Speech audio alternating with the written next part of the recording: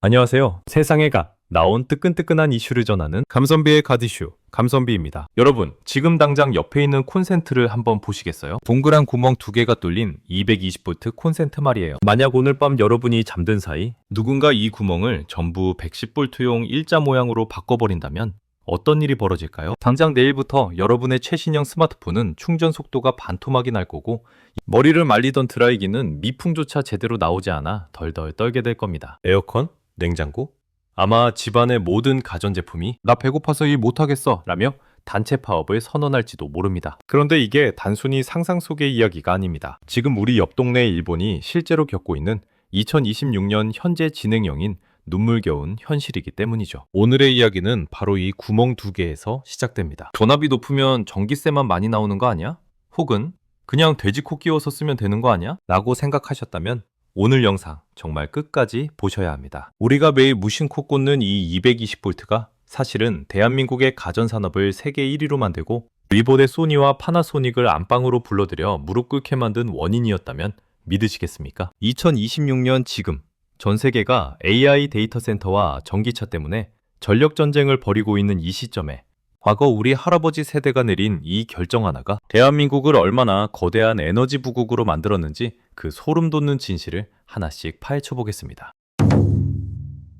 시간을 거슬러 1970년대로 한번 가볼까요? 당시 대한민국은 지금처럼 번쩍이는 빌딩숲이 아니라 집집마다 전기가 들어오는 것조차 감지덕지하던 시절이었습니다. 그때 우리나라도 일본처럼 110V 썼어요. 가전제품 뒤에 붙은 배지코가 필수였고 전압이 불안정해서 TV 화면이 지지직거리기 일쑤였죠. 그런데 여기서 당시 정부와 한전이 정말 미친 척하고 도박에 가까운 결정을 내립니다. 이왕 전기 깔 거 남들 다 쓰는 110V 말고 220V로 다 갈아엎자 라고 말이죠. 이게 얼마나 무모한 일이었냐고요? 여러분, 지금 살고 있는 아파트의 벽을 다 뜯어내고 전선을 새로 깐다고 생각해보세요. 국가 전체로 따지면 이건 단군 이래 최대의 민폐 사업이 될 수도 있는 일이었습니다. 실제로 당시 여론은 난리가 났습니다. 멀쩡한 가전제품 다 버리라는 거냐? 전압 높이면 사람 다 죽일 셈이냐? 라며 난리 법석이었죠. 요즘으로 치면 온 국민의 스마트폰 충전 단자를 하루아침에 강제로 바꾸라는 것보다 훨씬 더 큰 저항이었습니다. 일본은 바로 이 지점에서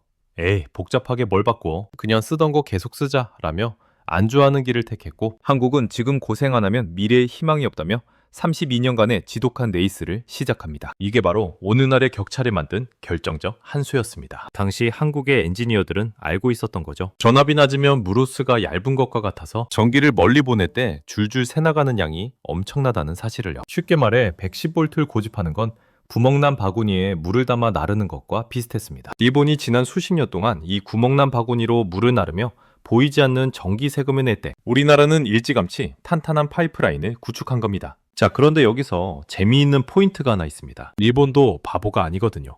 그들도 220V가 좋다는 건 알았습니다. 그런데 왜 못 바꿨을까요? 여기서 일본 특유의 매뉴얼 문화와 장인 정신이 오히려 독이 되어 돌아옵니다. 우리는 이미 완벽한 100V 인프라를 가졌는데 이걸 바꾸는 건 우리 조상님들의 노력을 부정하는 거야 라는 식의 보수적인 분위기가 지배적이었죠. 게다가 일본은 전력회사가 지역마다 나뉘어 있었습니다. 동쪽은 50Hz, 서쪽은 60Hz. 아니, 한 나라에서 주파수가 다른 게 말이 됩니까? 이건 마치 서울은 오른쪽으로 걷고 부산은 왼쪽으로 걷는 것과 똑같은 상황이었어요. 이런 상황에서 전압까지 높이자고 하니 일본 내부에서는 그건 100조에는 쏟아부어도 안 되는 일이다라며 일찌감치 포기 선언을 해버립니다. 반면 한국은 특유의 빨리빨리 정신과 강력한 추진력으로 한 집 한 집 문을 두드리기 시작합니다. 어르신, 전화 바꿔드릴게요. 도란스, 이제 치우셔도 됩니다. 라며 32년 동안 무려 1,700만 가구를 방문한 거죠. 이건 거의 인류 역사상 유례를 찾기 힘든 간의 수공업형 국가 개조 사업이었습니다. 덕분에 2026년 현재 우리나라는 어떤가요? 전 세계에서 전기를 송전할 때 손실되는 양이 가장 적은 나라 중 하나가 됐습니다. 우리가 220V 구멍에 플러그를 꽂을 때마다 우리는 조상님들이 32년 동안 흘린 땀방울 덕분에 일본보다 훨씬 저렴하고 효율적인 에너지를 쓰고 있는 셈이죠. 이 사소해 보이는 차이가 어떻게 삼성전자의 TV를 세계 1위로 만들고 일본의 자존심, 소니를 몰락의 길로 이끌었는지, 그리고 2026년 이 시점에 일본이 왜 한국의 콘센트를 보며 눈물을 흘리고 있는지, 그 구체적인 경제전쟁의 이면을 이제부터 본격적으로 파헤쳐 보겠습니다. 사실 우리가 220V로 승합을 마친 게 단순히 전기를 아끼기 위해서만은 아니었습니다. 이게 결과적으로는 우리 가전기업들이 세계 시장을 점령하는데 엄청난 부스터 역할을 해줬거든요. 한번 상상해보세요. 1990년대 전 세계 가전시장은 일본의 소니나 파나소닉이 꽉 잡고 있었습니다. 당시 소니 TV 한 대 거실에 놓는 게 모든 가장의 꿈이었던 시절이었죠. 그런데 한국의 삼성과 LG가 후발주자로 치고 올라오면서 아주 영리한 전략을 씁니다. 바로 전 세계 표준인 220V급 인프라를 우리 기업들의 홈그라운드 경쟁력으로 삼자는 전략이었어요. 사실 유럽, 중국, 중동, 동남아 전 세계 인구의 80% 이상이 220V에서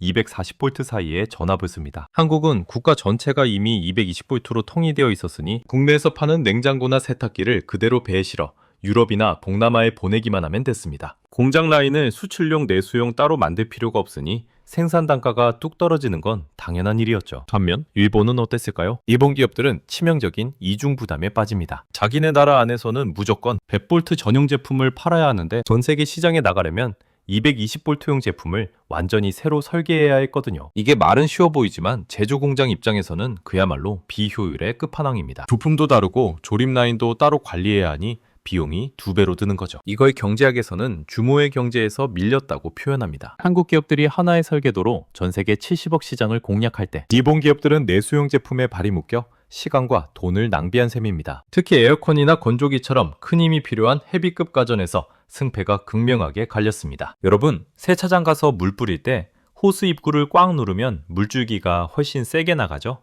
전압도 똑같습니다. 220V는 100V보다 압력이 2배 이상 높아서 모터를 돌리는 효율이 압도적입니다. 삼성과 LG가 우리 집 세탁기는 두꺼운 이불 빨래도 거뜬하고 건조기 성능도 끝내줍니다 라고 광고할 때 일본 제품들은 낮은 전압 때문에 모터 힘을 올리느라 고전해야 했습니다. 현재 전 세계 프리미엄 가전 시장을 한국이 휩쓸고 있는 비결? 바로 이 220V라는 탄탄한 기초 체력이 있었기에 가능했던 일입니다. 여기서 아주 흥미로운 사실이 하나 더 있습니다. 요즘 일본 여행 가면 다들 예쁜 가전 제품 하나씩 사오고 싶잖아요. 그런데 막상 사려고 하면 망설여지죠. 아, 이거 한국에서 쓰려면 커다란 변압기 따로 사야 하잖아? 하면서요. 이게 반대의 경우도 마찬가지였습니다. 일본 기업들이 한국 시장에 들어오고 싶어도 220V 전용 모델을 한국만을 위해 따로 개발하는 비용이 너무 커서 포기하는 경우가 수두룩했습니다. 의도치 않게 전압 표준이 우리 가전 시장을 지켜주는 든든한 기술적 방어망 역할까지 해준 겁니다. 이 전압 격차는 단순히 가전제품 싸움을 넘어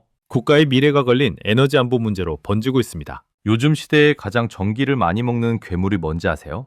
바로 AI 데이터 센터와 전기차 충전소입니다. AI 시대가 되면서 데이터 센터 하나가 웬만한 도시 하나급의 전기를 잡아먹습니다. 여기서 220V 쓰는 한국은 고속도로처럼 시원시원하게 대용량 전력을 공급할 수 있는데 100V에 멈춰있는 일본은 전력망이 과부하로 타버릴까봐 전전긍긍하고 있습니다. 실제로 2026년 현재 글로벌 빅테크 기업들이 아시아에 데이터 센터를 지을 때 한국을 최우선 후보로 꼽는 이유 중 하나가 바로 이 안정적이고 효율적인 220V 전력 인프라 덕분이라는 사실 정말 놀랍지 않나요? 일본 정치권에서도 뒤늦게 우리도 이제 글로벌 표준에 맞춰 전압을 올려야 한다는 목소리가 나오고는 있습니다. 하지만 이미 때를 놓쳤습니다. 지금 일본의 모든 건물벽을 뜯어내고 전선을 교체하려면 예상 비용만 최소 수백조 원이 든다는 계산이 나오거든요. 결국 과거에 내린 편리함의 선택이 2026년의 일본에는 거대한 경제적 족쇄가 되어버린 겁니다. 자, 그런데 일본의 전기 문제는 여기서 끝이 아닙니다. 전압보다 더 심각한 주파수 분단이라는 황당한 사건이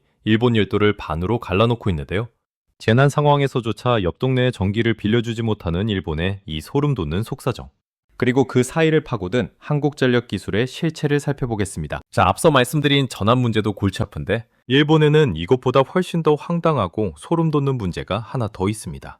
바로 나라가 반으로 뚝 잘려있는 주파수 분단 사태입니다. 여러분, 이게 믿겨지시나요? 같은 나라인데 동쪽 도쿄는 50Hz 전기를 쓰고 서쪽 오사카는 60Hz 전기를 씁니다. 이건 마치 서울은 220V 쓰는데 부산은 110V 써서 서울에서 쓰던 선풍기를 부산 가져가면 모터가 타버리거나 제대로 안 도는 것과 비슷한 상황인 거죠. 도대체 왜 이런 말도 안 되는 일이 벌어진 걸까요? 범인은 바로 100여 년 전의 쇼핑 취향이었습니다. 고압말과 유제 강점기 시절 전기를 처음 도입할 때 도쿄 지역 업체들은 독일제 발전기를 사왔고 오사카 지역 업체들은 미국제 발전기를 사왔거든요. 독일은 50Hz가 표준이었고 미국은 60Hz가 표준이었는데 이 두 업체가 서로 우리가 맞다며 고집을 피우다가 결국 나라 전체의 전기 규격이 쪼개진 채로 굳어져 버린 겁니다. 이게 평상시에는 그냥저냥 넘어갈 수 있습니다. 그런데 2026년 지금처럼 대규모 재난이 잦아진 시대에는 이게 국가적인 재앙으로 다가옵니다. 여러분, 한번 상상해보세요. 동쪽에 큰 지진이 나서 발전소가 멈췄습니다. 전기가 끊겨서 병원 인큐베이터가 멈추고 공장이 문을 닫아야 하는 긴박한 상황이죠. 그러면 서쪽에 남는 전기를 끌어다 쓰면 되잖아요? 그런데 주파수가 다르니 그냥은 못 보내줍니다. 중간에 거대한 변환장치를 거쳐야 하는데 그 용량이 턱없이 부족해서 옆 동네 전기가 남아돌아도 손가락만 빨며 구경해야 하는 게 일본의 현실입니다. 실제로 지난 후쿠시마 사고 때도 그리고 최근 노토반도 지진 때도 일본은 이 주파수 차이 때문에 전력 융통에 실패하며 대규모 블랙아웃 위기를 겪었습니다. 2026년 현재 일본 정부가 부랴부랴 주파수 변환소를 늘리겠다고 수조 원을 쏟아붓고 있지만 이미 100년 넘게 꼬여버린 실타래를 풀기엔 역부족이라는 비판이 쏟아지고 있죠. 반면 우리 대한민국은 어땠을까요?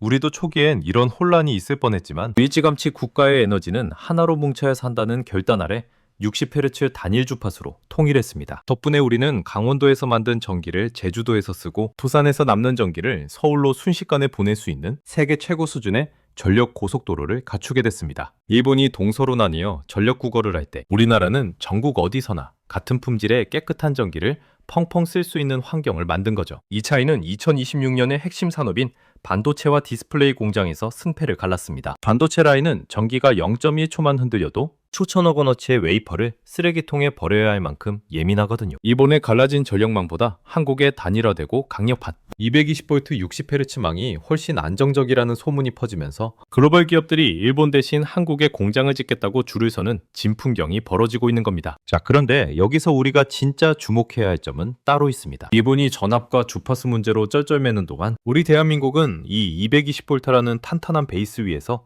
또 다른 괴물 같은 기술을 키워냈거든요. 바로 전 세계가 탐내는 K원전과 스마트 그리드 기술입니다. 일본이 과거의 유산에 발목 잡혀 허우적거릴 때 우리는 어떻게 이 위기를 기회로 바꿔 전 세계 에너지 시장의 게임 체인저가 되었을까요? 그리고 우리가 매일 꽂는 그 콘센트 속에는 사실 일본이 그토록 부러워하는 한국인의 뚝심이 숨어 있다고 하는데요. 자, 일본이 이렇게 갈라진 전기 때문에 골머리를 앓는 동안 우리 대한민국은 이 220V라는 탄탄한 기초 체력 위에서 전 세계가 부러워하는 에너지 강국의 길을 걷기 시작했습니다. 사실 220V 승합은 단순히 전압을 높인 사건이 아니라 대한민국이라는 나라의 경제적 혈관을 최신식으로 교체한 대수술이었거든요. 여러분, 지금 전 세계 에너지 시장에서 가장 뜨거운 키워드가 뭔지 아십니까? 바로 효율입니다. 전기를 만드는 것도 중요하지만 만든 전기를 얼마나 손실 없이 집까지 배달하느냐가 국가 경쟁력을 결정짓는 시대가 된 거죠. 그런데 우리나라는 이미 50년 전부터 이 배달의 효율에 목숨을 걸었습니다. 전압을 2배로 높이면 전선을 타고 오르면서 열로 사라지는 전기 에너지가 4분의 1로 줄어든다는 그 단순한 물리 법칙을 믿고 온 나라의 전선을 다 뜯어 고친 겁니다. 그 결과가 어떠냐고요?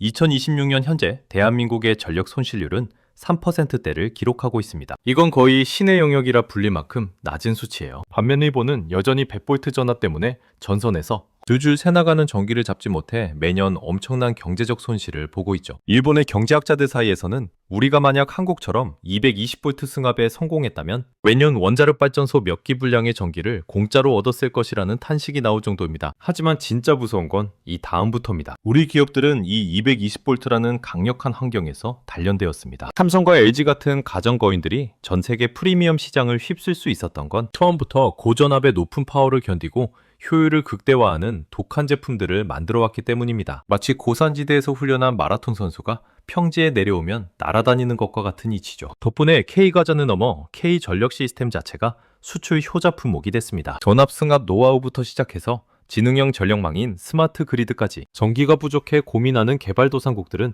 일본이 아니라 한국을 찾아옵니다. 우리도 한국처럼 한 번에 전압을 올리고 싶다. 비결을 알려달라라며 한전에 문을 두드리는 나라들이 줄을 서고 있습니다. 일본이 100년 전 발전기를 팔며 기술 강국 소리를 들을 때 이제는 한국이 그 나라들의 에너지 지도 자체를 그려주고 있는 셈입니다. 여기서 아주 흥미로운 포인트가 하나 있습니다. 일본 내에서도 한국의 콘센트를 부러워하는 목소리가 커지고 있다는 사실입니다. 특히 일본의 젊은 세대들은 한국 여행을 와서 에어컨 바람의 색이나 헤어드라이어의 화력, 인덕션의 가열 속도를 보고 깜짝 놀랍니다. 왜 우리 집 드라이기는 미지근한 바람만 나오는데 한국 드라이기는 머리카락이 날아갈 정도로 셀까? 라는 의문이 SNS를 통해 퍼지고 있죠. 그 답이 바로 여러분 옆에 있는 그 동그란 구멍 2개.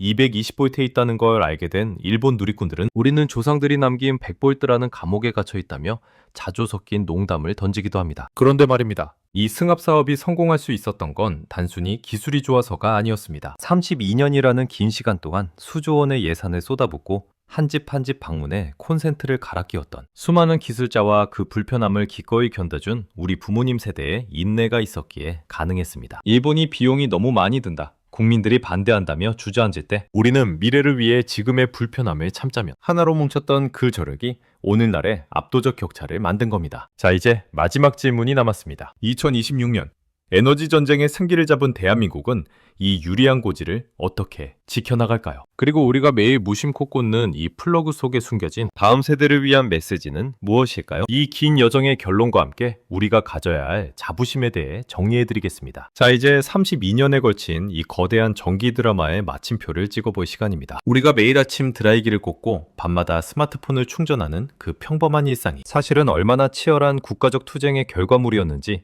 이제 조금 실감이 나시나요? 현재 대한민국은 전 세계에서 가장 전기 품질이 좋은 나라로 손꼽힙니다. 단순히 전압이 높아서가 아닙니다. 110V에서 220V로 넘어오는 그 험난한 과정에서 우리나라는 전력망 전체를 스마트화했고 그 어떤 나라보다 탄탄한 에너지 고속도로를 닦아놓았습니다. 일본이 100V라는 과거의 영광에 갇혀 데이터 센터 증설 하나에도 전전긍긍하며 전기가 부족해, 주파수가 안 맞아 라고 비명을 지를 때 우리는 이미 준비된 인프라 위에서 AI와 반도체라는 미래 산업을 마음껏 꽃피우고 있는 겁니다. 사실 일본도 여러 번 기회가 있었습니다. 후쿠시마 사고 이후 전력 체계를 완전히 갈아엎어야 한다는 목소리가 나왔고 지금까지도 일부 정치인들은 한국을 봐라, 우리도 승합해야 산다라고 외치고 있죠. 하지만 이미 거대해진 일본의 100V 시스템은 이제 손을 대기엔 너무 늦어버린 거대한 공룡이 되어버렸습니다. 바꾸자니 돈이 수백조 원이 들고 안 바꾸자니 미래 경쟁력에서 밀리는 진퇴양난의 늪에 빠진 거죠. 결국 이 콘센트 구멍의 차이가 우리에게 주는 교훈은 명확합니다. 당장 편한 길을 갈 것인가, 아니면 미래를 위해 지금의 뼈를 깎는 고통을 감내할 것인가. 우리 할아버지 할머니 세대는 32년 동안 도란스를 써야 하는 불편함과 집안의 벽을 뜯어내는 소동을 기꺼이 견뎌내셨습니다. 그분들의 그 뚝심이 없었다면 오늘날 삼성의 가전도, SK의 반도체도, 그리고 우리가 누리는 이 저렴하고 풍족한 전기도 결코 존재하지 않았을 겁니다. 여러분, 이제 대한민국은 에너지를 소비하는 나라를 넘어 에너지를 설계하고 수출하는 나라가 되었습니다. 일본 여행을 가서 110V용 일자 구멍을 보며 아유, 충전 느려 답답해 라고 느끼는 그 사소한 순간이 사실은 우리가 얼마나 앞선 세상에 살고 있는지를 보여주는 증거입니다. 이제는 우리가 그 220V의 강력한 에너지를 어디에 쓸지 고민해야 할 때입니다. 조상님들이 닦아놓은 이 고속도로 위에서 우리는 어떤 미래를 그려나가야 할까요? 오늘 밤 자기 전 스마트폰 충전기를 꽂을 때 그 동그란 구멍 2개를 한번 지그시 바라봐 주세요. 그건 단순한 전원 공급 장치가 아니라 일본을 앞지르고 세계를 선도하겠다는 대한민국의 의지가 담긴 승리의 훈장이니까요. 이상, 세상의 오마이갓 이슈를 전하는 감선비의 갓 이슈, 감선비였습니다. 오늘 영상이 유익하셨다면 구독과 좋아요, 알림 설정까지 부탁드립니다. 여러분의 작은 관심이 세상을 바꾸는 가장 큰 힘입니다. 감사합니다.